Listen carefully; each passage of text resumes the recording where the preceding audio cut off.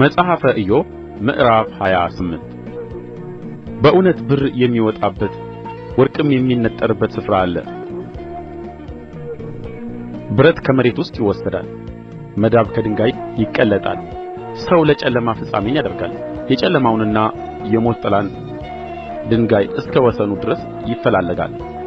ሰው ከሚኖርበት ርቀው መውረጃ ይቈፍራሉ፣ ከሰውም እግር ተረሱ፣ ከሰዎችም ርቀው እየተንጠለጠሉ ይወዛወዛሉ። እንጀራ ከምድር ውስጥ ይወጣል፣ በእሳትም እንደሚሆን ታችኛው ይገለበጣል። ድንጋይዋ የሰንፔር ስፍራ ነው፣ የወርቅም ድቃቂ አለው።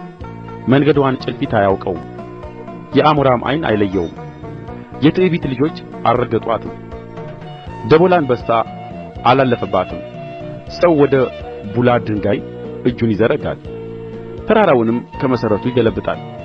ከድንጋይ ውስጥ ማንዶልዶያ ይወቅራል፣ ዓይኑም ዕንቍን ሁሉ ታያለች። ፈሳሹም እንዳይንጠባጠብ ይገድባል። የተሰወረውንም ነገር ወደ ብርሃን ያወጣል። ነገር ግን ጥበብ የምትገኘው ወዴት ነው? የማስተዋል ስፍራ ወዴት ነው? ሰው መንገዷን አያውቅም፣ በሕያዋን ምድር አትገኝም። ቀላይ በእኔ ውስጥ የለችም ይላል፣ ባሕርም በእኔ ዘንድ የለችም ይላል። በምዝምዝ ወርቅ አትገኝም፣ ብርም ስለ ዋጋዋ አይመዘንም። በኦፊር ወርቅ በከበረም መረግድና በሰንፔር አትገመትም።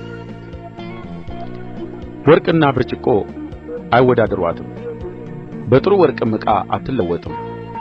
ስለ ዛጐልና ስለ አልማዝ አይነገርም። የጥበብ ዋጋ ከቀይ ዕንቍ ይልቅ ይበልጣል። የኢትዮጵያ ቶጳዝዮን አይተካከላትም፣ በጥሩም ወርቅ አትገመትም። እንግዲያሳ ጥበብ ከወዴት ትመጣለች? የማስተዋል ስፍራ ወዴት ነው? ከሕያዋን ሁሉ ዓይን ተሰውራለች፣ ከሰማይ ወፎች ተሸሽጋለች። ጥፋትና ሞት ወሬዋን በጆሮቻችን ሰማን ብለዋል። እግዚአብሔር መንገድዋን ያስተውላል፣ እርሱም ስፍራዋን ያውቃል። እርሱም የምድርን ዳርቻ ይመለከታል፣ ከሰማይ በታች ያለውን ሁሉ ያያል። ለነፋስ ሚዛንን ባደረገለት ጊዜ፣ ውኆችንም በስፍር በሰፈረ ጊዜ፣ ለዝናብም ሥርዓትን ለነጐድጓድ መብረቅም መንገድን ባደረገ ጊዜ፣ በዚያን ጊዜ አያት፣ ገለጣትም፣ አዘጋጃትም፣ ደግሞም መረመራት። ሰውንም እነሆ እግዚአብሔርን መፍራት ጥበብ ነው፣ ከኃጢአትም መራቅ ማስተዋል ነው አለው።